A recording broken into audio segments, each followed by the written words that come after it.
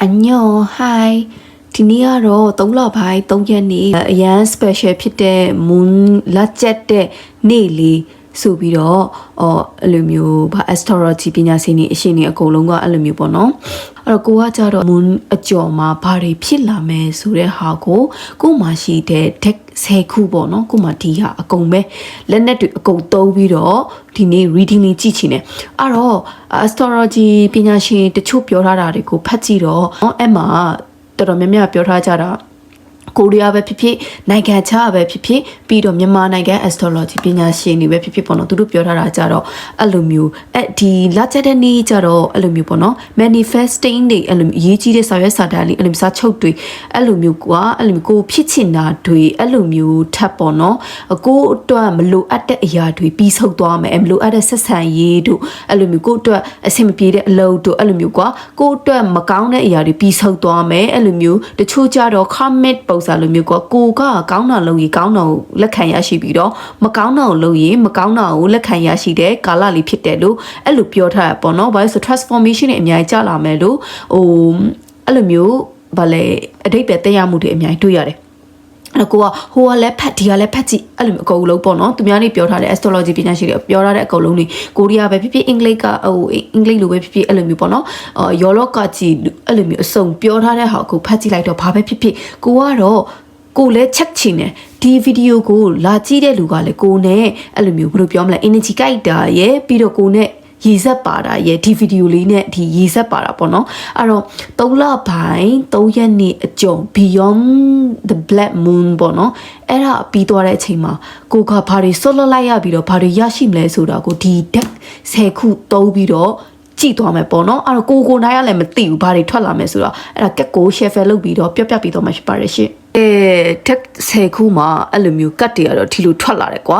ဒီကကျတော့ oracle တစ်ခုတည်းပေါ့နော်သူကအဲ့လိုမျိုးတခါတည်းဆွဲလိုက်တဲ့အချိန်မှာနကတ်ထွက်လာတယ်ကွာနကတ်ထွက်လာတော့နကတ်ချလိုက်တယ်ပေါ့နော်ချလိုက်တော့ energy ကနှစ်ခုဖြစ်နေကိုထင်တဲ့အတိုင်းပဲ energy ကနှစ်ခုဖြစ်နေတယ်ပေါ့နော်အဲ့တော့ကိုဒီတက်10ခုကနေကတ်17ခုပေါ့နော်ဒီမှာ4ခု3ခုဆိုတော့လေ17ခုကိုရှင်းပြမယ်ဒီဟာကြတော့ဒီ3လပိုင်း3ရက်နေ့ black moon ကြော်သွားတဲ့အချိန်ကြရေရှင်တို့ရဲ့အဲ့လိုမျိုးပေါ့နော်energy ရဲ့ changes ကောင်းတာဆိုတာအကုန်လုံးကိုကျွန်မမြင်ရတဲ့လောက်ပြပေးမယ်ပေါ့နော်အဲ့တော့ဒီမှာဆိုရင်ဒီကက်လေးကိုစပြောပေးမယ် black moon ဆိုတဲ့အဓိပ္ပာယ်ဖွင့်ဆိုမှုကသူကအဲ့လိုမျိုးပေါ့နော် manifesting လုပ်တာတွေဆူတောင်းတာတွေထပ်ပေါ့နော်အဲ့လိုမျိုးကိုရဲ့အဲ့လိုမျိုးဘယ်လိုပြောမလဲကိုရဲ့ karmic ခုနပြောသလိုပဲရှင်းပြသလိုပဲကောင်းတဲ့ကိစ္စတွေကောင်းတာလုပ်ရင်ကောင်းတဲ့ကိစ္စတွေလက်ခံရရှိမယ်မကောင်းတာလုပ်ရင်မကောင်းတဲ့ကိစ္စတွေ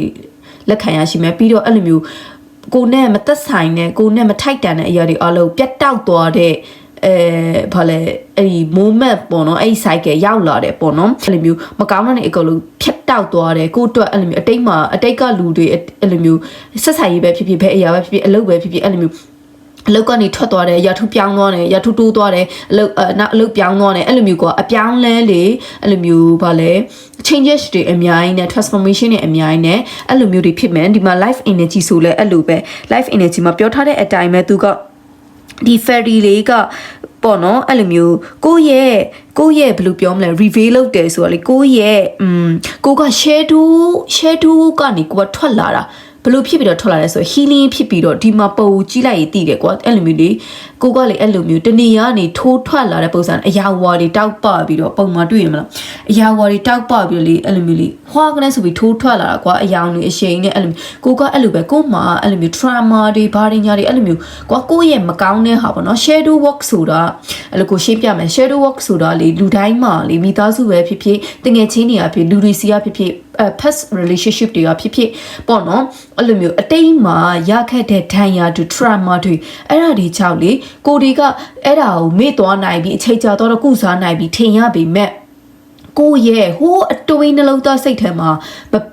အမြင်မပြတ်နိုင်တဲ့အရာတွေရှိတယ်ပေါ့နော်ကိုတိုင်းကမသိပဲနဲ့အဲ့လိုမျိုးရှိရလေအသိစိတ်ကတော့မေ့သွားပြီးပျောက်သွားပြီးဟို healing ဖြစ်သွားပြီလို့ထင်တယ် ဒါပေမဲ့မသိစိတ်ကတော့အဲ့ဒါအားနေသေးတယ်အမာရော့ဖြစ်ကြံနေတာကွာအမာရော့ဖြစ်ကြံနေတာအဲ့လိုပုံစံတူဟိုပေါ့နော်ဖြစ်ရမျိုးပုံစံတူစစ်ဆန်ရေးမျိုးပုံစံတူကိစ္စမျိုးထကြုံလာရင်အဲ့အမာရော့လေးကပြန်ပြီးတော့အဲ့လိုမျိုးနိုးထတယ်ပေါ့အဲ့သိရမလားဘာလို့ဆို तू မသိစိတ်မှာကိုမသိပဲနဲ့ तू ကိတ်အောင်နေတာကိုအမြင့်မပြတ်သေးတော့လေအဲ့လိုမျိုးကွာအဲ့ဒါကို shadow work လို့ခေါ်တယ်ပေါ့နော်ဆိုတော့ဒီ shadow work ကလည်းကိုစီမှာဒီနေ့ထဲမှာလာကြည့်တဲ့ထဲမှာ2ယောက်ရှိတယ်ကွာclient 2ယောက်တွေ့တယ်သူတို့တောင်တေချာရှင်းပြလိုက်သေးတယ် shadow work ဆိုတာကိုတိုင်းကဲရှိကိုတိုင်းကရုပ်ထွက်နိုင်မှာဒီ shadow work ကနေဒီ shadow စီကနေကိုကရုပ်ထွက်နိုင်မှာဘသူမှကူလို့မရအောင်ကဲရှိကိုတိုင်းကကိုကဲတင်မရတာကွာတိလားဒီ energy ကလေ shadow energy ကအဲ့တော့ကိုစီမှာ2016တော့အဲ့လိုမျိုး overall လာကြည့်တဲ့ဟိုပေါ့နော်ဟို client တွေရောက်ကတော့ shadow work ရှိတယ်အဲ့လိုမျိုးဟို shadow work ကအများကြီးရှိတယ် energy block တဲ့လူတဲ့ shadow work ဖြစ်တဲ့လူတွေကတတ်စီ energy block တဲ့လူကကြတော့သူကကြတော့နည်းနည်းကက်ကောင်းနိုင်ချေရှိသေးတယ် energy block ဆိုတာသူရဲ့ energy block နေတဲ့နေရာကိုသူကတိတိကျကျ focus လုပ်ပြီးတော့အဲ့ဒါကိုဖြေလိုက်လို့ရကွာဒါပေမဲ့ shadow work ရှိတဲ့သူကြတော့လေကိုကဲတေးရတာပေါ့နော်ဒီခိဗါလေဒီလူစကားဟာဖြစ်ကုန်ပြီ spiritual way နဲ့မဟုတ်ဘဲနဲ့အဲ့လိုရှင်းလင်းတူရှင်းသိစေမယ်ဆိုရင်တော့ကိုကဲတင်တာပေါ့သိရမလားကိုကဲတင်တာကိုရဲ့ဒဏ်ရာတွေစကဲတင်တာကိုရဲ့ trauma တွေစကိုတိုက်ကဲတင်တာကိုအဲ့လိုမျိုးပိတ်လောက်ထားတဲ့လူတွေရှိရလေတချို့တွေဆိုအင်နာချိုင်းလေးထိခိုက်နေတယ်ဒါပေမဲ့အင်နာချိုင်းလေးကိုဘယ်သူမှမလုပ်တော့မဟုတ်ဘူးကိုတိုက်ကကိုရဲ့အင်နာချိုင်းလေးကိုတနေရာမှာပိတ်ဆို့ထားတာသိရမလားအဲ့လိုမျိုးရှိရဘာလဲကိုလည်းအဲ့လိုပဲအရင်တော့အဲ့လိုပဲဖြစ်ခဲ့ပူတယ်ပေါ့နော်အင်းနာချိုက်လေးကိုအဲ့လိုမျိုးကိုနိုင်ကပိတ်ဆို့ထားတာအဲ့တော့ကိုကမသိပဲနဲ့အဲ့ဒါမိဘချဘသူကဘာတငယ်ချေကဘလို့လောက်လာချအဲ့လိုမျိုးက fitting energy နဲ့တည်ရမလားသူများကိုပဲအပြစ်ပုံပြီးခဲ့တာနောက်ပိုင်းကျတော့အဲ့ဒါ shadow ကကျတော့ငါကိုတိုင်ကငါကိုငါဖောက်ခတ်ထားတယ်ငါကိုငါအစိတ်ခတ်ထားတယ်ငါကိုငါလှုပ်ထားပါလားဆိုပြီးတော့ heal ဖြစ်သွားတဲ့အချိန်ကျမှနားလဲလာတာပေါ့နော်အဲ့တော့ shadow work ရဲ့အတိတ်ပဲကိုအဲ့ဒါလေးပြပြချင်တာပါအဲ့တော့တချို့တော်များများကအဲ့ဒီ shadow work က shadow work အဲ့အရိတ်မဲကြီးထဲကနေကိုကဲတင်နိုင်လာလိမ့်မယ်ဟိုးကတဲ့ဆိုပြီးတော့အလင်းရောင်နေနဲ့အဲ့လိုမျိုးကွာသိလားအဲ့လိုမျိုးကိုအလင်းလေးရှာတွေ့သွားလိမ့်မယ်ဒီအမောင်ကြီးထဲမှာကိုတောက်လျှောက်နေခဲ့တဲ့အထဲမှာအဲ့လိုမျိုးအလင်းသေးသေးလေးကိုရှာဖွေတွေ့ရှိသွားလိမ့်မယ်ကွာဒီ beyond the black moon ရဲ့အကြောင်းပါလေသိလားအဲ့လိုတွေပါမယ်ဒါကြတော့ general ပေါ့နော်ဒီတက်တွေအကုန်လုံးရဲ့ general ကိုဒီကတ်တစ်ခုတည်းနဲ့ life energy လေးဆိုပြီးတော့အဲ့လိုမျိုးရှင်းပြထားတယ် okay ကျန်တဲ့တက်တွေကကတ်တွေတစ်ခုစီကိုရှင်းပြမယ်နော်အဲ့မှာတချို့ကြတော့အဲ့လိုမျိုးပေါ့နော်အဲ့လိုမျိုးစိတ်အလိုမကျဖြစ်တာတခုခုကိုအဲ့လိုမျိုးဒေါသနဲ့ဖြည့်ရှင်းတာဒေါသကြီးတဲ့လူတွေကကိုတီးရဲ့ဒေါသကြီးတဲ့လူတွေကလေငယ်တော့ကသူတို့ရဲ့အင်နာချိုက်တွေကအချစ်မခံရလို့တဲ့အဲကြသူတို့ကဒေါသကြီးတတ်တယ်ပေါ့နော်တခုခုဆိုစိတ်မရှိဘူးတခုခုဆိုဒေါသနဲ့အရင်ဖြည့်ရှင်းမိတာအဲ့လိုလူတွေကအဲ့လိုမျိုးအချစ်ခံချင်တယ်ပေါ့နော်အဲ့လိုမျိုး energy လေးရှိအဲ့တော့အဲ့လိုလူတွေကလေအဲ့လိုတခုခုဆိုဒေါသနဲ့အဲ့လိုဒေါသကနဲ့တခုဘာမှမလုပ်ရသေးဘူးဒေါသအရေးထွက်တာအဲ့လိုလူတွေကလေဘယ်လိုပြောမလဲသူတို့ရဲ့ gentleness ဆိုတာသူတို့ရဲ့အဲ့လိုမျိုးနူးညံ့မှုကိုရှာဖွေတွေ့ရှိလာလိမ့်မယ်ဒူနူးညံ့မှုကလေကိုဘာလဲကိုရဲ့ပတ်ဝန်းကျင်ကြောင့်ရှာတွေ့တာလည်းဖြစ်နိုင်တယ်လို့ကိုတိုင်းကအဲ့လိုမျိုးပေါ့နော်ဖြတ်တန်းရင်းနဲ့ရှာဖွေတွေ့ရှိသွားတာလည်းဖြစ်နိုင်တယ်အရင်တော့ကိုကတခုခုဆိုဒေါသကြီးတယ်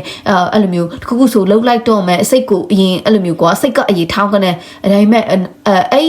လူတွေကလေအခုရက်ပိုင်းမှာအဲ့လိုတွေ့လာမယ်ဟဲ့ငါအသက်ကြီးသွားလို့လားမသိဘူးခွေးလွတ်ပေးတက်လာတယ်ငါနည်းနည်းဟိုလိုပြနူးနူးညံ့ညံ့လေးဖြစ်လာတယ်ငါခွေးလွတ်ပေးတက်တယ်ငါဖြစ်တွေးပေးတတ်တယ်ငါတိခတ်ပေးတတ်တယ်အဲ့လိုမျိုးတွေဖြစ်လာလိမ့်မယ်တိလားဘယ်လိုပြောမလဲနည်းနည်းလေးပျော့ပြောင်းသွားတယ်ပေါ့နော်အရင်ကဆိုစိတ်ကြီးပဲဆိုတဲ့အဲ့လိုလူတွေကနည်းနည်းလေးပျော့ပြောင်းလေးဖြစ်လာတယ်ပြီးတော့သူတို့လေးတွေကအဲ့လိုမျိုးပေါ့နော်တချို့ကြတော့လည်းအဲ့လိုမျိုးအရန်စိုးရိမ်လောတဲ့ anxiety တွေများတဲ့လူတွေကလည်းတိတ်ပြီးတော့အဲ့လိုမျိုးမဖြစ်တော့ဘူး flow တိုင်းပဲဖြတ်တန်းလာတယ်တွေ့လား flow တိုင်းပဲဖြတ်တန်းလာကတ်တွေကနေဒီလိုဖြစ်နေတာနော်အဲ့တော့လာကြည့်တဲ့လူကလည်းဒီ energy ကိုကိုက်လို့ဒီ video နဲ့ရေစက်ပါတယ်လို့ထင်ပါတယ်နော်ဒါကိုလည်းအဲ့လိုမျိုးပေါ့နော်ကိုမြင်ရတလားအကုန်ပြောပြတာဆိုတော့အကုန် general ဆိုတော့လည်းအကုန်မမှန်ဘူးဆိုရင်ဒါမှ30-40% လောက်ကတော့ဒီထဲမှာပါမယ်ဒီအုပ်စုထဲမှာပါမယ်လို့တော့ထင်နေပေါ့နော်ဆိုတော့ ဘာဖြစ်လို့လဲဆိုတော့ကိုတိုက်ကလည်းကျမကိုတိုက်ကလည်းဒီမှာကြိုက်တယ် energy ကကြိုက်တာမို့လို့ဒီ camera ဆိုတဲ့ဟာကြတဲ့ကိုက relationship ကိုမြင်နေဘာလို့ဆိုဒီက love oracle ကမို့လို့ဆိုတော့တချို့ကြတော့လေဟိုပေါ့နော်အတိတ်က past relationship တွေပေါ့နော်ဥပမာမျောပြီးနေတဲ့လူတွေမျောပြီးနေတယ်ဆိုတော့ तू စကိုစောင့်ရင်းနဲ့ तू ပြောမလား तू ရေခေါ်မလားကိုရေခေါ်ရမလားအဲ့လို relationship တွေတချို့ကြတော့လဲအဲ့လိုမျောနေတဲ့ relationship တွေရသိရမလားသူဘယ်တော့ပြတ်မလဲမသိဘူးနောက်တစ်ယောက်နဲ့အပြီးငါစီလာမလားမသိအဲ့လိုမျောနေတဲ့ relationship တွေရတချို့ကြတော့လဲအဲ့လိုမျိုးပြတ်တောက်သွားပြီးမဆက်သွယ်ဖြစ်တော့ဘူးrelationship ပါမယ်ပြီးတော့ friendship တွေလည်းပါမှာပေါ့နော်အဲ့လိုမျိုးလူတွေမြင်ရတယ်လူ2ယောက်3ယောက်အဲ့လိုမျိုးမြင်ရတယ်ကွာအဲ့လိုမျိုးစောင့်နေတဲ့ဆက်ဆံရေးတွေပေါ့နော်စောင့်နေတဲ့ဆက်ဆံရေးတွေပြီးသားဆက်ဆံရေးတွေဆိုရင်ဒီဟာလေးတွေကလေဒီကင်မရာကိုကင်မရာလို့မမြင်တော့ဘူး make memory ဆိုအမတ်တရားတွေဖြစ်သွားတာဆိုကိုကလေအဲ့ဒီဟာအကက်ကိုတွေ့ချေဘာတချင်းတတိရလဲဆိုရင်ကွန်နီရဲ့လေပုံပြင်တချင်းကိုသိတယ်မလားဘာလဲဒါပုံပြင်လေးပါတကယ်ကိုခံစားရ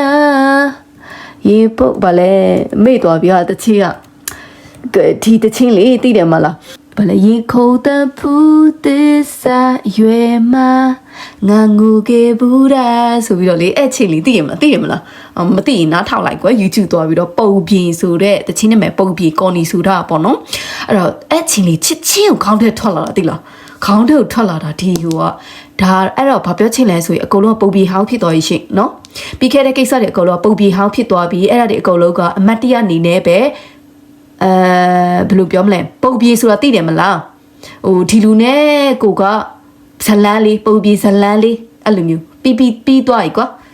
ညီကုတ်ချုပ်သွားပြီပုံပြေလေးတစ်ပုတ်ပြီးသွားပြီအဲ့လိုမျိုးဖြစ်သွားမှာတွေ့အဲ့တော့အဲ့လိုမျိုးဖြစ်သွားမယ်ပြီးတော့တချို့တွေကြတော့လေဘယ်လိုအရင်ကထပ်ပို့ပြီးတော့အဲ့လိုမျိုးပေါ့နော် leadership တွေကောင်းလာတယ် leadership တွေတွေ့လာချင်းသေးရခုံနေဟောအဲ့လိုမျိုးခုံလိုက်တာကွာသူရဲ့ချင်းသေးဆိုတာသိရမလားတောပြီးလေတောပြီးကိုသူယုံကြည်မှုအရှိနဲ့ကွာသိလား leadership အဲ့လိုမျိုးကိုရဲ့ team ကိုရဲ့အဲ့လိုမျိုးကိုလိုချင်တာကိုသိလာတယ်ပေါ့နော်ပြောချင်တာအဲ့လိုမျိုး leadership တွေကောင်းလာတယ် smart ဖြစ်လာတယ်ဟို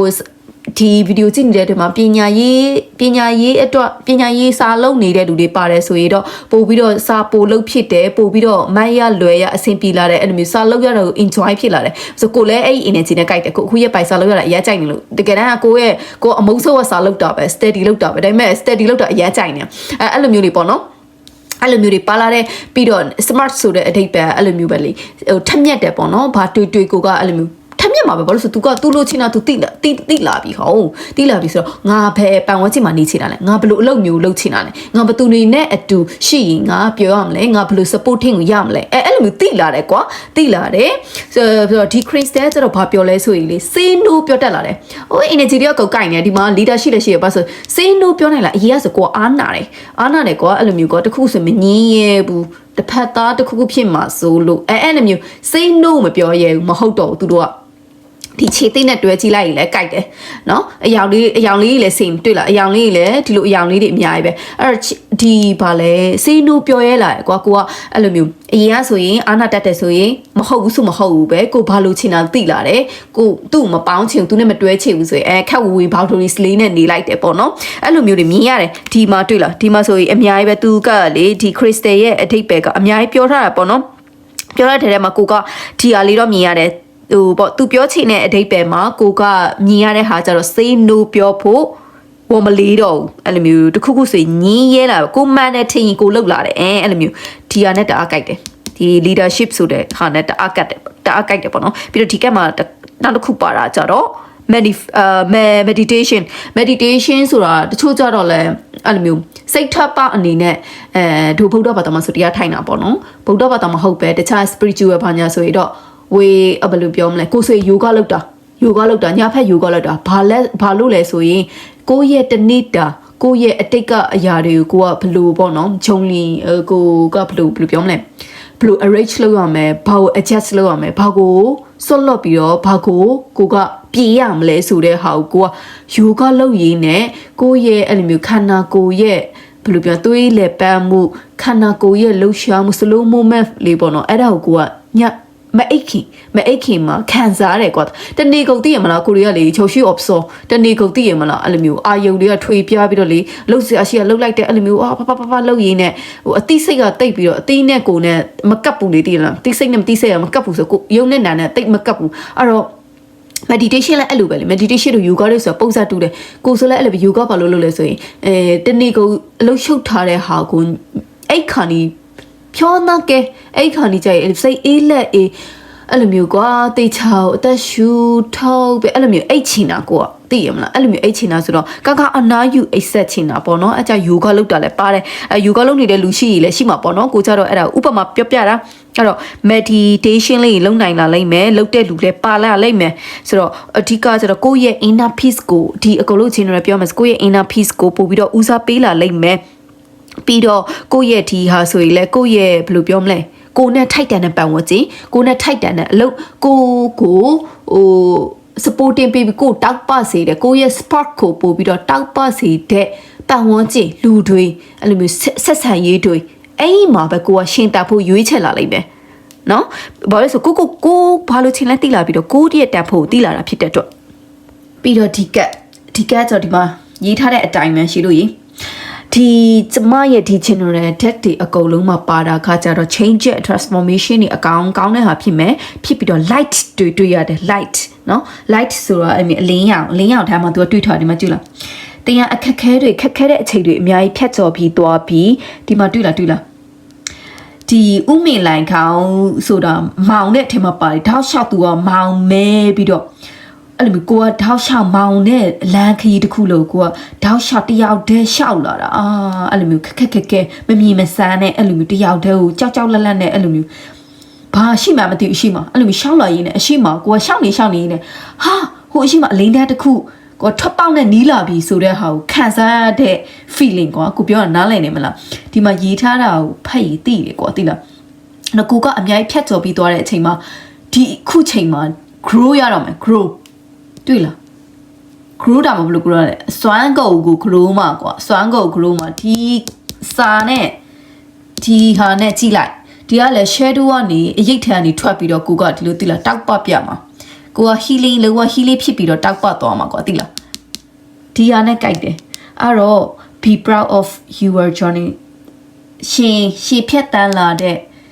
ခရီးတစ်လျှောက်ရှင်ဒီဥမေလိုက်ကောင်မောင်မဲကြီးမှာရှောက်လာမလားတယောက်တည်းမမြင်မစမ်းနဲ့ကြောက်ရွံ့နဲ့မဲမောင်နဲ့ be proud ကိုခုံယူလိုက်ကိုအဲ့လိုရှောက်ခဲ့တာကိုခုံယူလိုက်နော်ကောင်းတော့နေအများကြီးစောက်ကြုံနေအဲ့တော့ကိုလည်း fighting ယူတို့လည်း fighting နော်မကြခင်ဒီလိုအချိန်လေးကိုရောက်တော့မှာဆိုတော့ဒီဗီဒီယိုလေးကmotivation ဖြစ်မယ်လို့ထင်တယ်အဲ့တော့ဒီထဲမှာဗလဲကြိုက်တဲ့ energy ရှိရင်လည်း comment ထဲမှာရေးပေးသွားနော်안녕 바이